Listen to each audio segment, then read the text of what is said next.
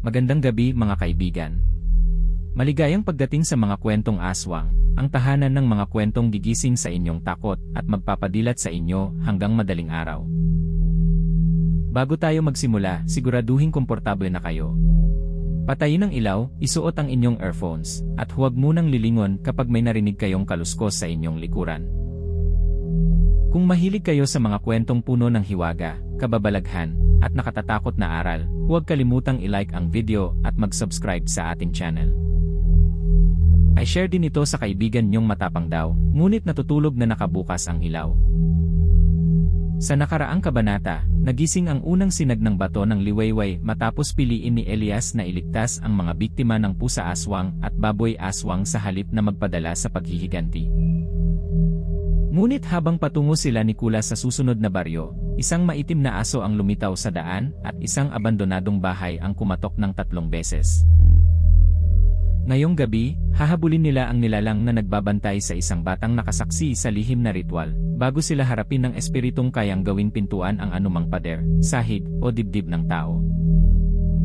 Huminga ng malalim, makinig, at tandaan, may mga nilalang na sumusunod upang manila, ngunit mayroon ding sumusunod dahil sila na lamang ang natitirang handang magbantay. Simulan na natin ang ikalawang kabanata ng Ang Lakbay ni Elias, tagapagmana ng liwanag. 3 mabagal na katok ang umalingaw-ngaw mula sa abandonadong bahay sa tabi ng daan. Papasok na ako. Naniga si Kulas habang hawak ang kahong bakal na naglalaman sa singsing ni Don Hilario. Maaari ba nating ipagpalagay na hindi tayo ang kinakausap? Ilapag mo ang kahon. Mas gusto kong ihagis. Kapag nabuksan iyan, baka bumalik ang nilalang na nakakabit sa singsing. Kung gayon, ikaw ang humawak. Bago maipasa ni Kulas ang kahon, muling lumitaw ang maitim na aso sa ilalim ng karatulang nakaturo sa Baryo San Roque. Malaki ito, halos abot sa baywang ni Elias, at may peklat na pabilog sa leg. Hindi ito tumahol. Tinitigan lamang nito ang kahon bago biglang sumugod. Elias! Tumalo ng aso at binangga si Kulas sa dibdib. Dahil sariwa pa ang pasa mula sa labanan sa tubuhan, agad siyang napaupo at nawalan ng hangin. Kinagat ng nilalang ang hawakan ng kahon at mabilis na tumakbo patungo sa kagubatan. Ninakaw niya ang kinatatakutan kong dalhin. Hinahabol natin. Hindi ba dapat tayong magpasalamat? Tumakbo si Elias kasunod ng aso. Masakit pa ang sugat sa kanyang tagiliran at balikat. Sa bawat galaw ng kaliwang braso ay tila muling pumapasok ang pangil ng baboy-aswang. Ngunit hindi niya maaaring hayaang mapunta sa ibang tao ang singsing na may tatak ng itim na buwan. Dumaan ang aso sa makitid na daan at tumalon sa bangin na napapalibutan ng makakapal na ugat. Nang sundan nila ito, natagpuan nila ang isang maliit na pamayanan sa ibaba. Baryo Dapithapon ang nakasulat sa kupas na karatula. Kahit umaga na, sarado ang mga bahay. May mga bakod na nilagyan ng patalim at mga pintong pinahiran ng dinikdik na bawang. Sa gitna ng daan ay nakatayo ang 5 lalaking may dalang sibat. Nakita niyo ba ang maitim na aso? Pumasok dito. May dala itong kahong pag-ari namin. Ang halimaw na iyon ang kumuha sa 3 bata. Nakita ba ninyong kinuha niya? Hindi na namin kailangang makita. Kapag lumilitaw siya, may nawawala. Si Mang Tasyo ang pinuno ng pangkat ng mga mangangaso. May nakasabit sa baywang niyang mga pangil at kuko ng hayop. Hinahabol namin siya mula pa kagabi.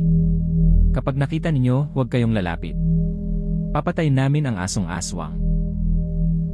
Mula sa isang bahay ay lumabas ang babaeng nagngangalang Elena. Hindi niya kinuha ang mga bata. Nawala ang anak mo noong gabing nakita siya. Pero hindi ko nakitang sinaktan niya si Tomas. Dahil ayaw mong tanggapin na patay na ang anak mo. Lumapit si Elias sa ina. Kailan huling nakita si Tomas? 3 gabi na ang nakalipas. Galing siya sa pangunguha ng kahoy nang tumakbo siyang pauwi. Sinabi niyang may mga lalaking nakaputi sa lumang minahan. May dala raw silang kampanang gawa sa buto. Pagkatapos, lumitaw ang maitim na aso sa aming bakuran. Kampanang buto. Bago makapagsalita si Thomas, may bumato sa aming bubong. Namatay ang ilaw. Nang bumalik, wala na ang anak ko. Ipinakita ni Elena ang maliit na tsinelas na naiwan ni Tomas. Sa gilid nito ay may tuyong putik at hibla ng maitim na balahibo. Sapat na iyan para patunayang kinuha siya ng hayop. O pinrotektahan siya laban sa mga lalaking nakita niya. Hindi bayani ang aswang. Hindi rin otomatikong tama ang taong may hawak na sibat. Tinalikuran sila ni Mang Tasyo at ipinagpatuloy ang pangangaso. Habang sinusuri ni Elias ang balahibo, uminit ang unang sinag ng bato ng liwayway. Lumitaw sa kanyang paningin ang maninipis na bakas na kulay puti. Hindi patungo sa loob ng baryo ang mga yon. Umaakyat ang mga bakas sa kabundukan. Naroon si Tomas. Paano mo nalaman? Nakikita ng unang sinag ang bakas ng nilalang. Nakikita rin ba nito kung may bangin sa daraanan? Hindi. Sayang. Iyon ang mas kailangan ko. Sumunod silang dalawa sa puting bakas hanggang sa lumang minahan. Sa bungad ay nakakalat ang mga buto ng usa, baboy ramo, at ilang hayop na hindi na makilala. Sa bawat puno ay may 3 guhit ng kuko na parabang babalang huwag lumapit. Magaling. Pumasok tayo sa lugar na malinaw na nagsasabing huwag pumasok. Maaari kang maghintay sa labas. At maiwang mag-isa kasama ang mga buto. Bigla akong naging interesado sa loob. Sa kailaliman ng minahan ay natagpuan nila ang kahong bakal. Bukas na yon. Nakalapag sa lupa ang singsing ni Don Hilario, ngunit hindi hinawakan ng aso. Nakatayo ang nilalang sa harap ng isang makitid na siwang at nakalabas ang mga pangil. Hindi namin sasaktan ang bata. Sinungaling. Malalim at basag ang tinig na lumabas sa lalamunan nito. Nagsasalita nga. Amoy ko sa inyo ang singsing ng lakan. Kinuha namin yan sa alagad niya. Lahat ng lumalapit ay sinasabing kalaban nila ang lakan. Mula sa siwang ay sumilip ang isang batang lalaki. Nanay ko po ba ang nagpadala sa inyo? Hinahanap ka niya. Ilalabas ka namin. Walang lalabas hanggat hindi nawawala ang mga mangangaso. Siya po si Mang Rogelio, ang kapatid ng tatay ko. Isinalaysay ni Tomas na sinundan siya ng tiyo niyang si Rogelio patungo sa lumang minahan. Doon nila nakita ang 3 lalaking nakaputi at ang isang lalaking maayos ang kasuotan. Tinawag ng mga tauhan ang lalaki na Lakansidla. Sa gitna ng ritual ay nakasabit ang maliit na kampanang dilaw na yari sa pinagdugtong na buto ng mga daliri. Nang makita sila ng mga tauhan, sinunggaban si Tomas. Nakipaglaban si Rogelio, ngunit ibinaon ng lakan sa kanyang batok ang isang piraso ng maitim na bakal. Bumagsak ang lalaki at nagbago ang katawan. Humaba ang mukha, nabalutan ng balahibo ang balat, at naging mga pangil ang kanyang ngipin. Kahit naging ganyan siya, hindi niya ako kinagat. Inilayo niya ako sa mga lalaki. Nasaan ang kampana? Dinala nila sa baryo San Roque. Hinahanap nila ang bata dahil nakita niya ang mukha ng lakan. Lumapit si Elias, ngunit umungal si Rogelio. May maitim na bakal sa batok mo. Iyon ang kumokontrol sa sumpa. Kapag hinugot mo, mamamatay ako. Kapag hindi natin hinugot, tuluyan kang magiging hayop. Mas mabuting hayop na buhay kaysa bangkay na hindi makapagbabantay. Bago makasagot si Elias, narinig nila ang yabag ng mga mangangaso. Nasa loob ang halimaw. Pumasok si Mang Tasyo at 4 na kasama nito.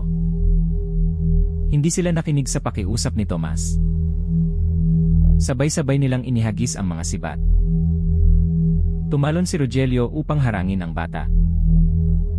2 sibat ang bumaon sa kanyang tagiliran at isa sa hita. Umagos ang dugo sa maitim na balahibo. Ngunit sa halip na sugurin ang mga mangangaso, kinagat niya ang lubid ng isang bitag at ibinagsak ang lumang kahoy sa pagitan nila. Niloloko kayo ng aswang. Ang mga lalaking nakaputi ang kumuha sa mga bata. Hindi siya. Paano mo nalaman? Dahil buhay pa si Thomas. Sa sandaling iyon, may dalawang sigaw na umalingaw mula sa kabilang lagusan. Lumabas ang dalawang nawawalang bata. Nakatali ang kanilang mga kamay, ngunit buhay. Iniligtas din sila ni Rogelio at itinago sa loob ng minahan. Napababa ng sibat ang ilan sa mga ngaso. Ngunit biglang umusok ang singsing ni Don Hilario. Mula rito ay lumabas ang tatlong maitim na sinulid at bumaon sa mga sugat ni Rogelio. Lumayo kayo! Nanlaki ang katawan ng asong aswang. Pumutok ang mga kasukasuan habang humahaba ang mga paa. Kumapal ang pangil at nagkulay pula ang kanyang mga mata. Nawala ang natitirang pagkatao sa kanyang tinig. Patayin! Sinugod nito ang pinakamalapit na mga ngaso. Kinagat nito ang hawak na sibat at dinurog ang kahoy sa pagitan ng mga pangil. Hinampas ng malaking paa ang lalaki at tumilapon ito sa dingding. Bumuka ang balat sa noo at nawalan siya ng malay. Ilabas ninyo ang mga bata. Hinila ni Kulas si Tomas at ang dalawang kasama patungo sa bungad. Hinarap naman ni Elias ang nagwawalang asong aswang. Sinalubong niya ang unang kagat gamit ang gulok. Kumiskis ang mga pangil sa bakal at nabiyak ang talim sa gilid. Itinaas ni Rogelio ang ulo at kasama nitong nayangat si Elias. Ibinagsak siya sa lupa. Bumuka ang sugat sa balikat at kumalat ang dugo sa benda. Muling dumamba ang nilalang. Gumulong si Elias sa gilid, ngunit nahagip ng kuko ang kanyang hita. Tatlong malalim na hiwa ang bumuka at pinahina ang kaliwang tuhod. Tabi. Itinutok ni Mang Tasyo ang isang pana sa ulo ng asong aswang. Hinarang ni Elias ang kanyang linya. Papatayin ka niyan. Hindi niya pinili ang sumpa. Hindi mahalaga ang pinili niya kapag pangil na ang nakaharap sa iyo. Tumalon si Rogelio sa likod ni Elias. Sa halip na kagatin ang binata, sinunggaban nito ang mga ngasong may pana. Ipinukol ang lalaki sa lupa at ibinuka ang bibig sa ibabaw ng kanyang leeg. Bago bumaon ang pangil, pumulupot ang isang lubid sa tiyan ng nilalang. Hindi ito 70% pero sana gumana. Hinila ni Kulas ang lubid na ikinabit niya sa lumang kariton ng minahan. Umandar ang kariton pababa sa riles at kinaladkad si Rogelio palayo kay Mang Tasyo. Bumangga ang asong aswang sa isang post. Gumuho ang ilang bato mula sa kisam at bumagsak sa kanyang likod. Gumana! Huwag kang magdiwang. Hindi pa tapos. Bumangon si Rogelio at pinigtas ang lubid. Sa liwanag ng unang sinag, nakita ni Elias ang tatlong maitim na sinulid na nag-ugnay sa singsing at batok ng nilalang. Ngunit bawat sinulid ay nakapulupot din sa puso ni Rogelio. Kapag basta niya pinutol ang mga iyon, maaaring tumigil ang tibok nito. Tiyo! Tumakbo si Tomas pabalik sa loob. Napalingon ang asong aswang sa bata. Saglit na bumalik ang pagkilala sa mga mata nito. Tomas, nangako kang iuwi mo ako. Nanginig ang katawan ng nilalang habang nilalabanan ang utos ng singsing. Elias, ngayon na. Mamamatay ka kapag hinugot ko ang bakal. Mamamatay rin ang bata kapag hindi mo ginawa. Sumugod si Elias. Hinablot niya ang balahibo sa batok ni Rogelio at hinanap ang dulo ng maitim na bakal. Kumagat ang asong aswang sa kanyang tagiliran habang nilalabanan ang sariling katawan. Tumagos ang pangil sa dati ng sugat at napasigaw ang binata.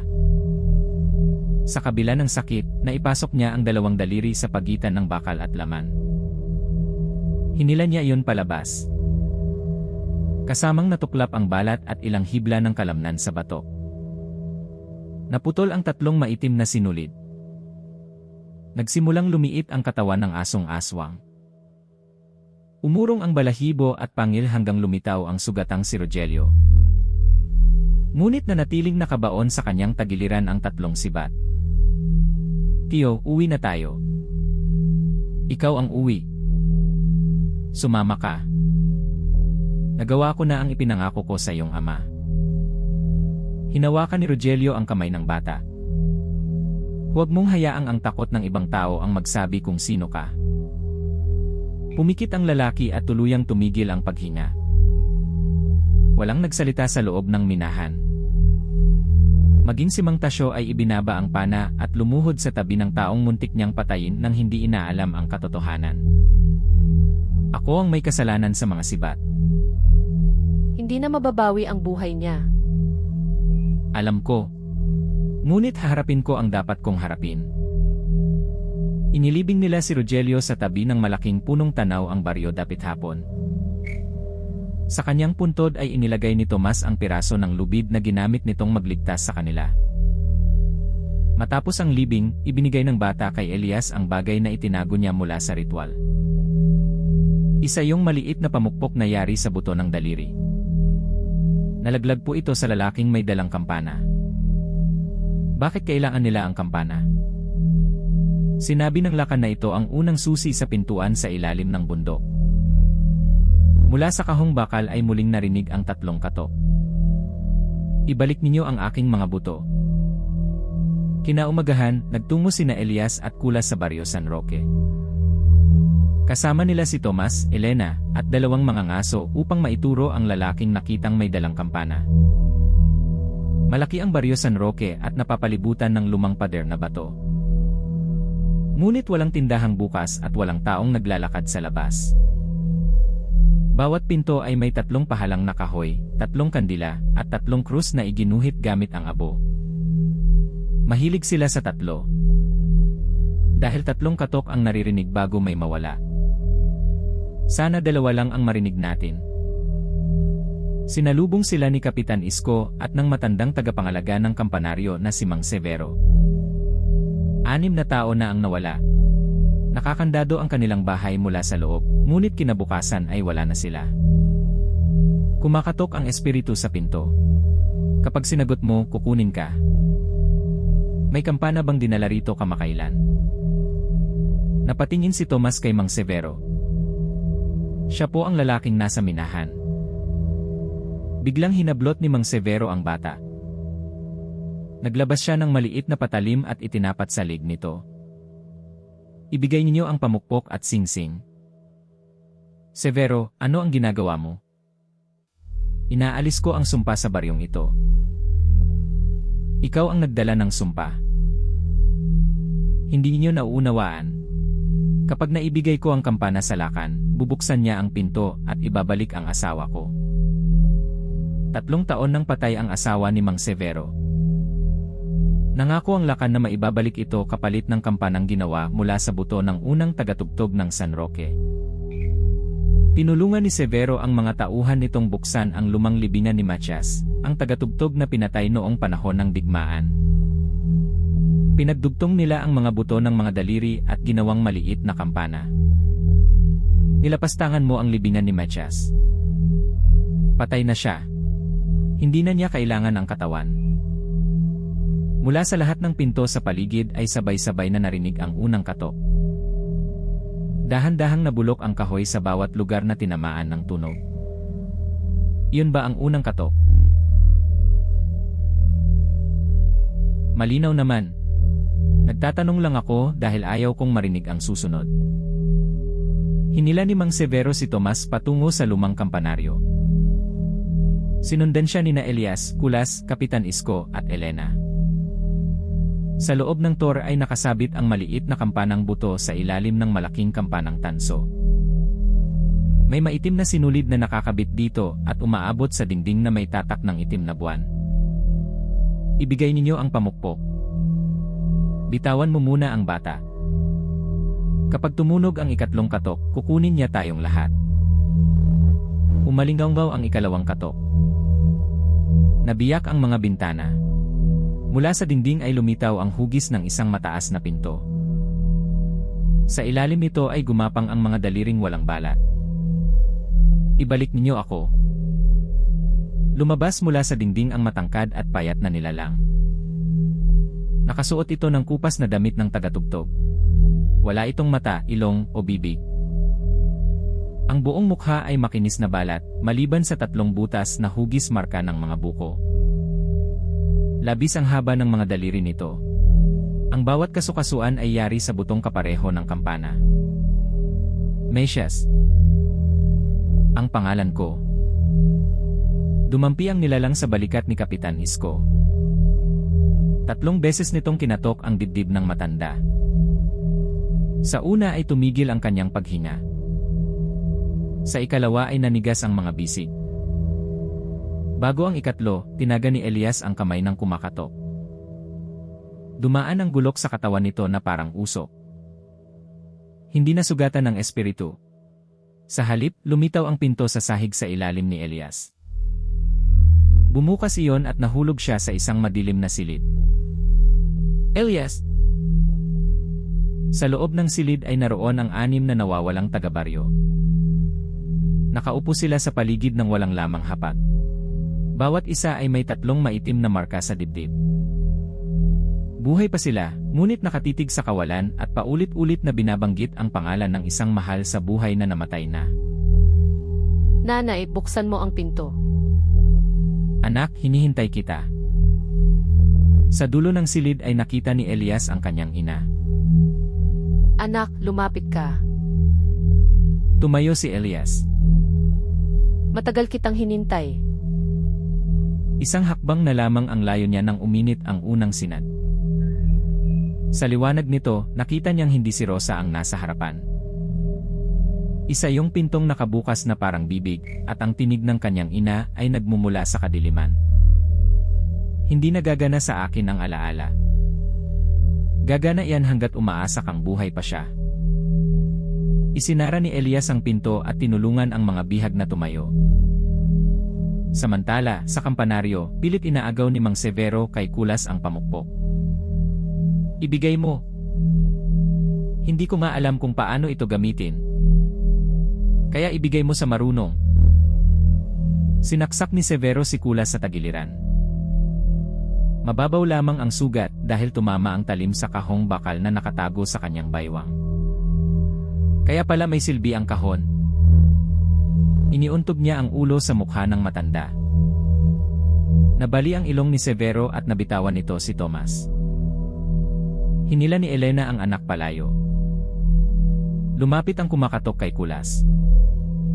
Nasa iyo ang aking buto. Hindi akin. Hawak ko lang. Kumatok ito sa noo ni Kulas. Sa unang katok ay nabingi ang lalaki sa lahat ng tunog. Kumatok ito sa kanyang dibdib. Sa ikalawa ay tumigil ang tibok ng puso sa loob ng isang mahabang segundo. Itinaas ng espiritu ang daliri para sa ikatlong katok.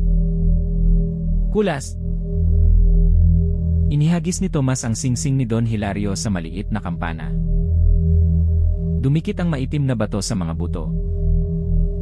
Biglang nahila ang kumakatok patungo sa kampana at naputol ang ikatlong katok. Mula sa pinto sa sahig ay umakyat si Elias kasama ang 6 na bihag. Ilayo ninyo ang mga tao. Hinablot niya si Kulas at hinila palayo sa espiritu. May sinasabi ka ba? Hindi makarinig ang lalaki dahil sa unang katok. Binasa ni Elias ang galaw ng kanyang labi. Humiga ka lang. Hindi ako gutom. Sabi ko, humiga ka. Bakit ako kakanta? Itinulak ni Elias ang kaibigan sa likod ng haliging bato. Sinunggaban naman ni Mang Severo ang pamukpok at tumakbo sa kampana. Ibabalik mo ang asawa ko. Hinampas niya ang kampanang buto. Sa unang tunog ay lumitaw sa dingding ang 12 ng pinto. Sa bawat siwang ay may mga kamay na humihingi ng tulong. Sa ikalawang tunog ay lumitaw ang asawa ni Mang Severo sa pinakamalaking pinto. Halika. Babalik ka sa akin. Lumapit ang matanda, ngunit ginamit ni Elias ang unang sinad. Nakita niya ang tunay na anyo ng babae. Sa likod ng mukha ay walang katawan, isang hukay lamang na pun ng mga ngipin at kamay. Severo, hindi siya yan. Hindi mo alam ang pakiramdam ng mawalan ng minamahal. Alam ko. Hinawakan ni Elias ang braso ng matanda, ngunit sinaksak siya nito sa sugatang balikat. Pumasok ang patalim sa dating butas ng pangil at napaluhod ang binata. Hinampas ni Severo ang kampana sa ikatlong pagkakataon. Umalinggaw ang tunog sa buong baryo San Roque. Sabay-sabay na bumukas ang lahat ng pinto, aparador, bintana, at kabaong sa sementeryo. Mula sa mga iyon ay lumabas ang maitim na usok at mga kamay ng mga kaluluwang matagal nang ikinulong. Yumakap ang anyong asawa kay Mang Severo. Sa halip na init, bumaon sa likod niya ang mahahabang daliri. Mahal? Hinila siya nito patungo sa pintong pun ng ngipin. Kumapit ang matanda sa gilid habang unti-unting nilalamon ng dilim ang kanyang mga paa. Tulungan mo ako, Elias. Sa kabila ng ginawa ng matanda, hinablot ni Elias ang kanyang kamay. Hinila niya ng buong lakas, ngunit mas malakas ang mga kamay mula sa pinto. Gumapang sa braso ni Severo ang tatak ng itim na buwan. Napunit ang balat sa kanyang dibdib at lumitaw ang bilog na markang matagal na palang nakatago roon. Nabigo ka, Severo. Ipinangako mong ibabalik mo siya. Ipinakita ko siya. Hindi ko sinabing mananatili siya. Napigtas ang hawak ni Elias. Hinila si Severo sa loob. Nagsara ang pinto at pinutol ang kanyang huling sigaw. Nanatiling bukas ang dose-dose ng ibang pinto. Ang mga kamay ay nagsimulang humablot sa mga taga-baryo. Inihagis ni Kapitan Isko ang isang lubid kay Elias. Ikaw ang nakababasa sa sumpa. Sabihin mo kung ano ang gagawin. Itinaas ni Elias ang bato ng liwayway. Nakita niyang ang lahat ng pinto ay nakakabit sa maitim na sinulid mula sa kampanang buto. Ngunit nakapulupot din doon ang kaluluwa ni Matias. Kapag binasag niya ang kampana, maaaring mawala kasama nito ang lahat ng bihag na hindi pa nakakabalik. Ibalik ninyo ang pangalan ko.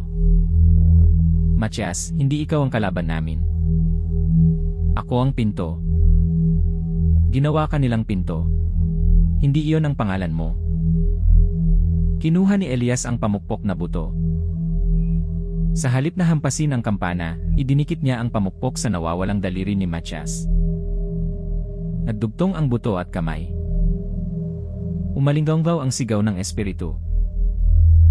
Naging matigas ang katawan nito at tuluyang nagkaroon ng laman. Sa unang pagkakataon, maaari na itong masugatan. Ngunit kasabay ng pagbalik ng buto ay sumiklab ang utos ng tatak ng itim na buwan. Buksan ang lahat. Sinugod nito si Elias. Tinaga ng binata ang mahabang braso. Tumama ang bulok sa buto at naputol ang dalawang daliri. Ngunit kumatok ang natitirang kamay sa sugatang balikat ni Elias. Sa unang katok ay nanlamig ang buong kaliwang bahagi ng katawan niya. Sa ikalawa ay nawalan ng pakiramdam ang kanyang kamay at nabitawan niya ang bulok. Itinaas ni Matias ang daliri para sa ikatlong katok. Tumalon si Kulas at iniharang ang kahong bakal. Tumama ang daliri sa takip. Nabiyak ang kahon, ngunit hindi natapos ang sumpa sa katawan ni Elias. Naririnig na kita. Mabuti. Hilahin mo ang lubid ng malaking kampana.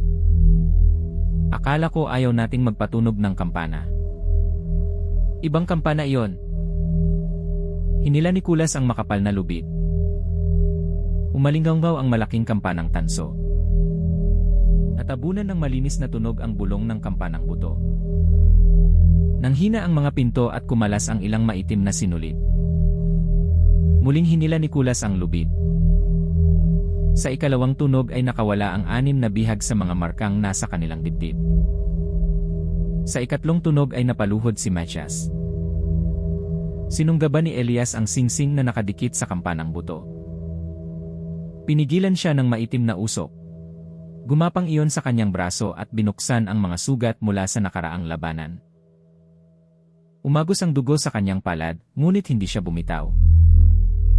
Ginamit niya ang liwanag ng unang sinag upang makita ang isang sinulid na naiba sa lahat. Hindi ito nakakabit sa mga pinto o kay Matias. Umaabot ito patungo sa hilaga sa kung saan naghihintay ang lakan. Hindi mo na siya gagamitin. Ibinalot niya ang sinulid sa gulok at sabay na hinila ang singsing. Napunit mula sa kampana ang maitim na bato. Pinutol ni Elias ang sinulid. Muli mong ginagawa ang kailangan ko. Nabasag ang singsing at naging abo. Isa-isang nagsara ang mga pinto sa buong baryo. Ang mga kaluluwang nakalabas ay bumalik sa kanilang mga libingan. Nawala ang marka sa dibdib ng mga bihat. Sa paanan ni Elias ay bumagsak ang kampanang buto. Bumalik ang mukha ni Matias, isang matandang lalaking pagod at luhaan. Ilibing ninyo ang iba kong buto. Pangako. Huwag ninyong hayaang muling tumunog ang kampanang iyan. Unti-unting naging abo ang katawan ni Matias. Ngunit bago tuluyang mawala, itinuro niya ang kampanang buto. Hindi ninyo maaaring sirain. May mga kaluluwang nakakulong pa sa pintuan sa ilalim ng bundok. Kapag nawasak ang susi, mananatili sila roon magpakailanman. Naglaho ang espiritu kasabay ng unang tilaok ng manok. Kinaumagahan, muling binuksan ng mga taga-baryo ang libingan ni Matias. Tinipon nila ang mga natitirang buto at inilibing sa tabi ng lumang kampanaryo. Ang pangalan niyang matagal na nabura ay muling iniukit sa bato. Hindi ka na namin tatawaging kumakatok. Matias ang pangalan mo at tagapagligtas ka ng baryong ito. Samantala, ginamot ni Elena ang mga sugat ni na Elias at Kulas. Dapat kang magpahinga ng 1 linggo. Wala kaming 1 linggo. Mayroon naman siguro tayong 2 araw. Ikaw rin. Halos tumigil ang puso mo. Pero bumalik. Siguro naalala nitong hindi ko pa nakakain ng almusal. Tinahiyang hita at balikat ni Elias. Binalutan naman ang tagiliran ni Kulas at pinainom siya ng mapait na gamot. Inilagay nila ang kampanang buto sa bagong kahong kahoy na may bakal, asin, at pulang sinulid. Bakit tayo na naman ang magdadala? Dahil kapag iniwan natin, babalikan ito ng lakan. At kapag dala natin, tayo ang babalikan. Tama. Hindi nakatutulong ang katapatan mo. Bago sila umalis, lumapit si Mang Tasyo kasama si Tomas. Hindi ko mababawi ang ginawa ko kay Rogelio. Ngunit poprotektahan ko ang kanyang pamangkin at ang mga batang iniligtas niya. Huwag mong hayaang takot ang maunang humatol sa susunod. Hindi na. Kuya Elias, makikita pa ba natin si Tio? Hindi ko alam.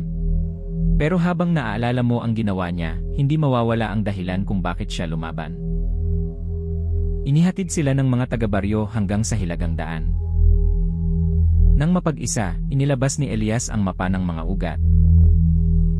2 bagong ugat ang nagliwanag. Ang una ay patungo sa isang lasyan na napapalibutan ng mga lumulutang na apoy. Ang ikalawa ay patungo sa isang sirang simbahan, kung saan may nakaguhit na sanggol na walang mga mata. Apoy sa lasyan o sanggol sa simbahan. Wala bang baryong ang problema ay nawawalang kambing? Kapag nakita natin ang kambing, ikaw ang hahawak. Sa 2 pagpipilian, biglang mas gusto ko ang apoy. Sa ibabaw ng tubig sa mapa ay gumalaw ang refleksyon ni Lola Sela. Elias, makinig ka. Huwag ninyong tipunin ang mga bagay na hinahanap ng lakan. Hindi namin maaaring sirain ang kampana. May mga kaluluwang nakatali rito. Kung gayon, alamin ninyo kung bakit hinahayaan niyang kayo ang magdala ng mga susi. Lola, buhay pa ba sina?